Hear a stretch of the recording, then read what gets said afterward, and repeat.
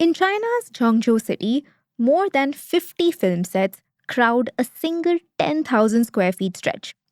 Each set has, on average, about 200 square feet of space, which is much smaller than a standard studio apartment. Still, they are all distinct from each other. If one looks like a ballroom, the other looks like the inside of a cafe. There's probably another one that looks like a hospital room or the inside of an airplane. And even if you've never seen a Chinese drama before in your life, the kind of scenes that are shot on these sets might still sound familiar. An older woman raises her hand to hit a young girl. A woman chucks a glass of water across a dining table at a young man. Someone peeks through a door and their eyes widen in shock. Cut to black. Before the slap or even the water lands, before you can see what's on the other side of the door, the video ends, and a pop up asks you to download the app to watch the rest. It's likely that the app has a short and snappy name, usually with a TV tacked on at the end. Kuku TV, Story TV, Quick TV, Tadka, Fatafat. These are all Indian platforms, by the way.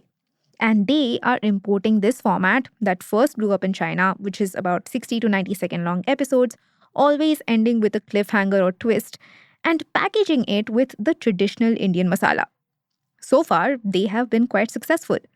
In fact, a survey released in India just last week showed that 80% of respondents had a preference for this format.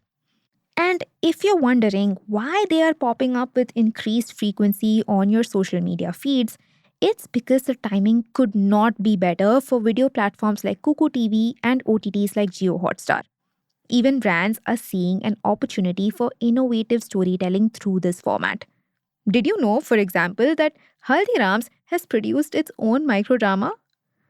You see, Indians are now more on their phone than ever.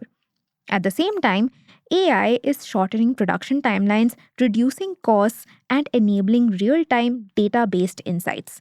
This kind of opportunity to scale both content and capture attention has never existed before. The roadmap is China, but the country's industry has had nearly 8 years to mature, with it seeing investments from the government and very enthusiastic brand participation. And only now is it showing early signs of content saturation and quality degradation, especially as AI increasingly becomes an integral part of production. India's ecosystem, on the other hand, is still young. Its biggest players are relying heavily on AI already, and experts believe it runs the risk of hitting saturation in just a year instead of 8. So, why is everyone, including brands, rushing into this space?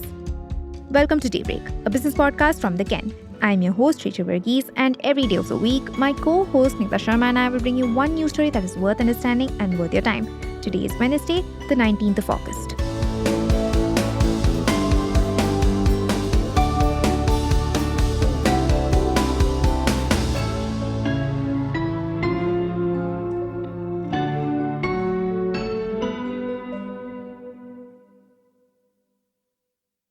$1.2 trillion hours. That's how much time Indians spent on their phones last year, according to Fiki EY's latest report on media and entertainment. And 60% of those hours were also spent on media and entertainment. That, by the way, adds up to 720 billion hours, which is roughly equivalent to 82 million years. And that is more time than human beings as a species have even existed. Crazy as that number sounds, it is only going to tick up.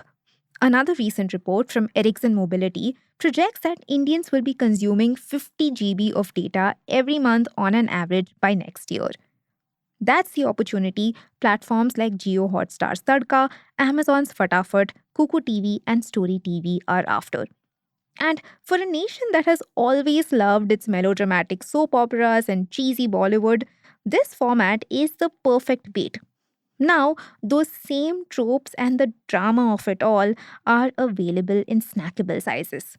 They combine the addictive quality of reels and shorts, which we're all well aware of, with the very human psychological itch of needing to know what happens next. Saurabh Pandey, the CEO of Story TV, explained in a report that the bet is to bring the same old school content to the swipe of a user's fingertips. The idea is to retain the emotions, the twists, and the cliffhangers, but package them differently and make them to fit the scrolling habits of phone users today. And while the different OTTs and streaming incumbents fight for the appointed viewing times, microdramas fit neatly into the moments between. Think commute times or chai breaks. In fact, the smaller platforms like Story and Kuku admit that they are not necessarily even trying to compete with OTTs. They frame their content as a complementary viewing experience instead. Their aim is to own the time that people spend when their attention drifts from the screen and they start scrolling on their phone. As for the OTTs that have more recently stepped into the microdrama ring, the content works more as a funnel for platform subscriptions and catalog discovery. That's what my colleague Debanjali Biswas wrote for a piece earlier this year. She wrote that as the OTT ecosystem matured, money started to come mostly from ads, not content. A producer who used to work with Geo Studios and Warner Bros. Told her that microdramas fit perfectly into the system because they're faster and cheaper to make, rake in watch time, and redirect more eyeballs to ads. That's why Tadka is bundled with JioHotstar's existing offerings instead of being a separate platform. Even Amazon's Fatafat doesn't require a subscription and is entirely ad supported. For JioHotstar, in fact, the Tadka format has actually already proved successful. They did something very ingenious when they launched. Debanjali noted in her piece that the Tadka tab launched on the app during IPL season, when millions of eyeballs were already on the platform. That was back in April.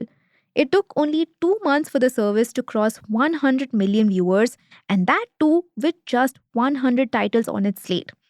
Ambuj Kashyap, JioStar's executive VP for micro content, said that this was a sign that the platform was witnessing the emergence of premium micro content as a meaningful new entertainment category.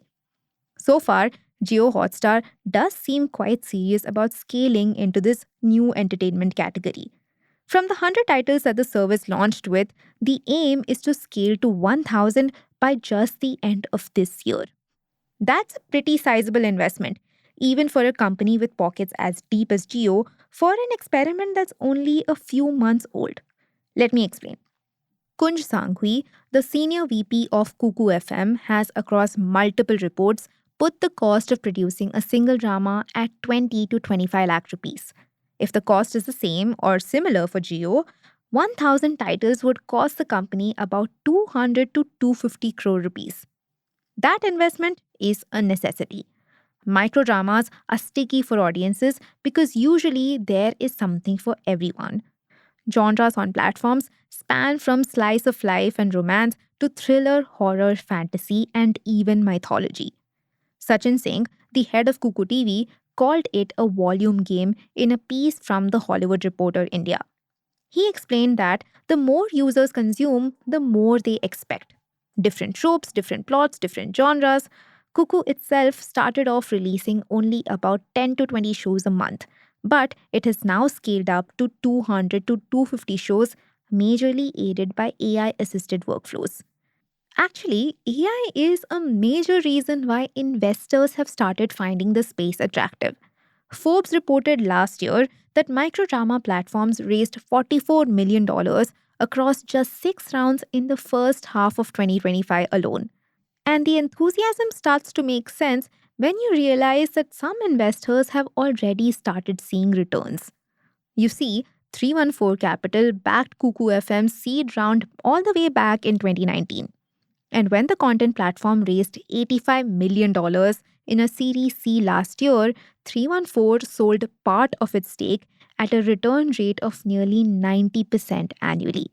If that wasn't enough, there is more reason for the excitement. And it's quite simple, really.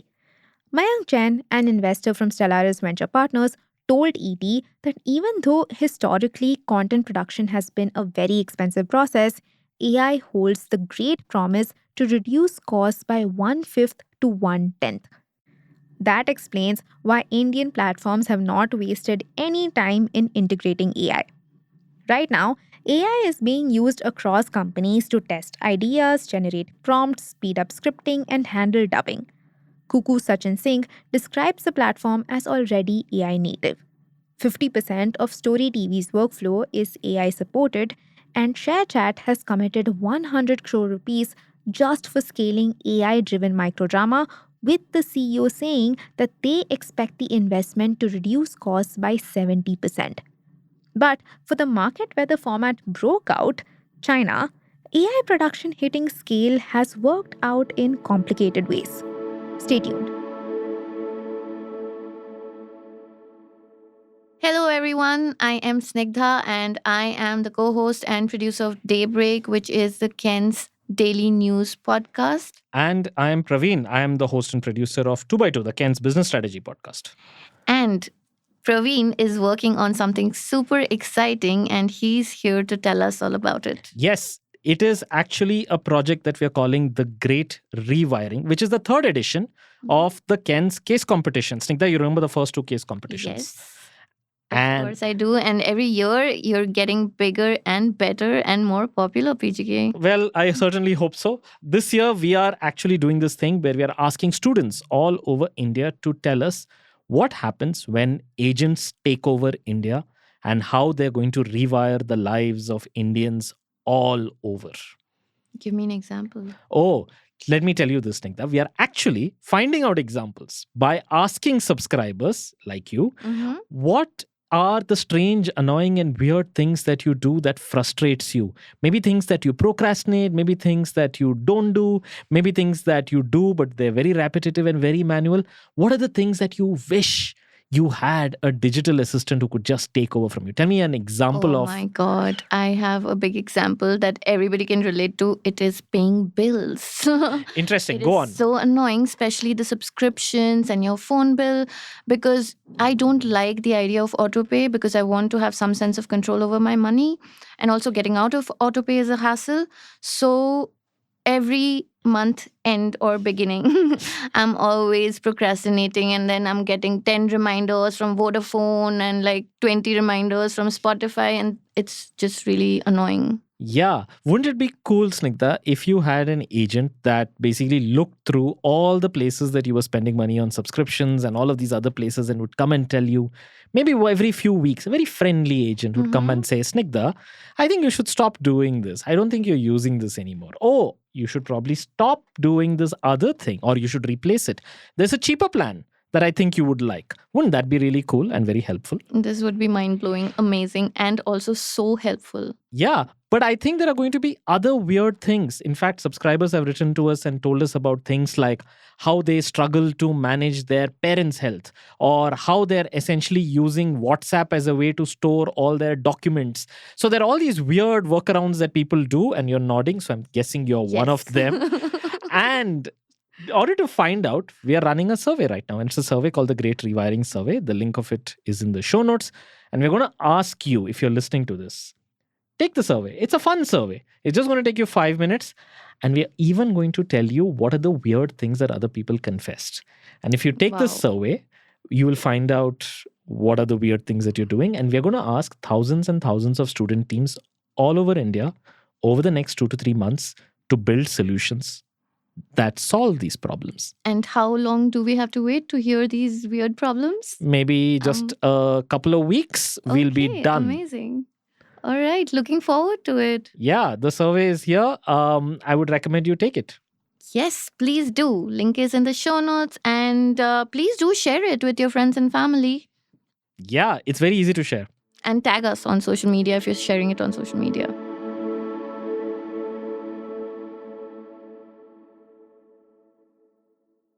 Before we get into how exactly AI is changing the game for Chinese microdramas, I want to tell you about how successful the format was in the country and why it became as popular as it did, with brands especially.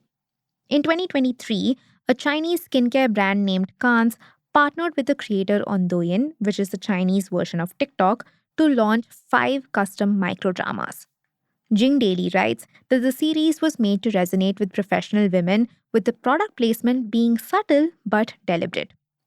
Actually, before the series gained popularity, The brand was reportedly seen as dated.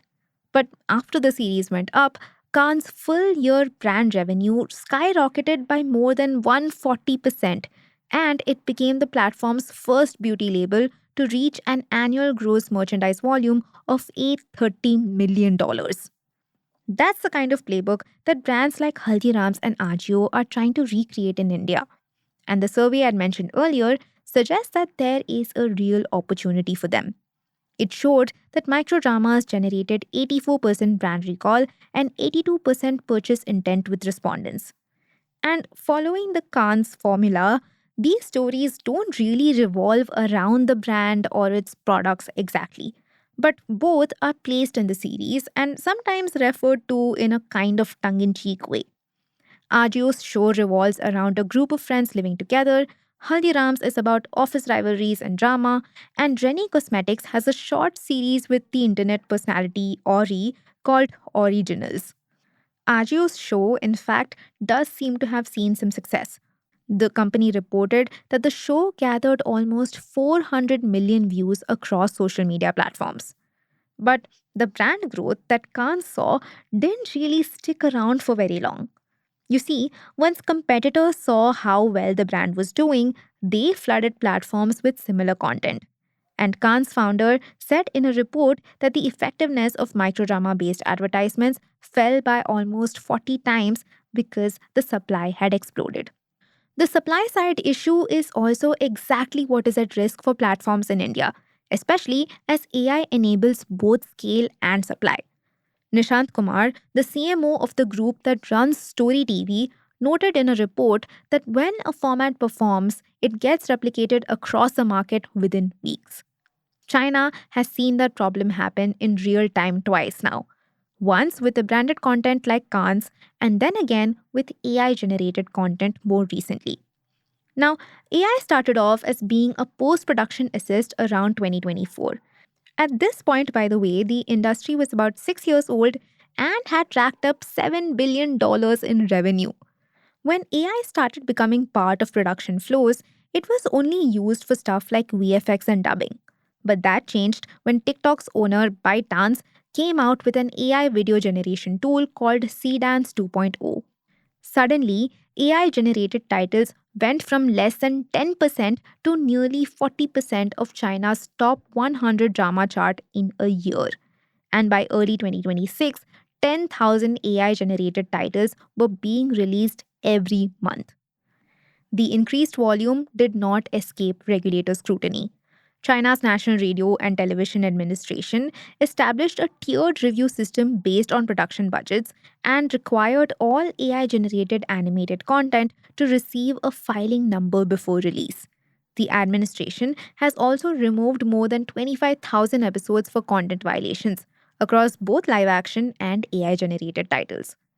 Doin Group also announced an almost $30 million fund to support live action short drama production. In the industry, this move was understood as an acknowledgement that maybe the AI transition had gone a little too far. And the quality difference has even started showing up in viewers' habits as well. Out of the nearly 130,000 AI generated dramas in active circulation by February 2026, less than 0.2% crossed the 100 million view mark. He Tianping, a professor at Renmin University, explained in a report why that might be the case. He said AI generated videos still show clear gaps in understanding human behavior. Characters may lack coherent logic, and visuals can appear inconsistent. Complaints about similar issues are also surfacing in India. The print reported that several dramas suffer from awkward dialogue delivery and scripts that feel poorly adapted. Sometimes it even sounds like an English screenplay has been translated into Hindi using AI, and no effort has actually been made for the language to sound natural or culturally authentic. In the same print report, Priyanka Bansal, a creative director, warned that microdramas may have a lifespan of only a year if producers continue to prioritize quantity and quick profits over quality storytelling. She believes that audiences expect stories that are not just fast paced but also relatable, coherent, and logical. Even a microdrama writer told The Hollywood Reporter India that the only conversation in the writer's room is what happens at which second. They broke it down further to pretty much show what the basic structure looks like for each episode and how mechanically they're written. At 50 to 55 seconds, a slap or a potential intimate scene is inserted, which becomes the hook. At a minute 25 seconds, viewers can see an open door, but not what's inside, only to create suspense. Basically, the problem is partly that AI is enabling content creation to become a science that works, but in the process, the art is being left behind. A piece from The Established explained how Kuku TV, for example, found out that people were drawn to scenes set in aircrafts. This information was shared with writers so that plots could be shaped around it. The result is, of course, more stories with scenes on planes instead of common settings like offices or cafes. Sangvi said in the piece that by using these structures and data driven methods, Kuku is increasing its chances of success. But what happens when planes eventually become just as common as an office and, well, slowly all possible fresh locations are exhausted? That kind of exhaustion is exactly the fate that Indian platforms are trying to avoid. And some have already found a workaround to the possible saturation and fatigue. The dozens of languages they can produce and expand markets through. Of course, because AI makes multi language dubbing and translation much easier and much cheaper. Pranav Pai, a founding partner and chief investor at 314, explained in an ET Entrepreneur report that the cost of taking one piece of content into multiple languages has fallen drastically with AI. Think about it. It allows a single piece of IP to be multiplexed across markets. And Pai believes that this kind of language multiplexing has turned out to be a particularly powerful strategy for the format. In fact, Story TV's early South Indian titles across Tamil Nadu, Andhra Pradesh, Karnataka, and Kerala have already crossed 250 million views, with Hyderabad, Chennai, Bangalore, and Kochi now among its top consumption cities. The company plans to produce more than 1,000 original South Indian microdramas by March 2027. Story TV believes that this will help keep its catalogues fresh because different regions have different content appetites and it's not necessary for each story to resonate across states. Of course, with AI in the picture, scaling catalogs is any platform's game, as long as they have the capital to invest in it. Content quality, though, is another challenge altogether, and one that will take time to really show. For China, the format had scaled to size without AI first, and the moment the boom happened, regulation had to step in. Indian platforms are leading with AI first and using it to expand catalogs and crack multiple audiences through languages in a bid to outrun the fatigue before it kicks in.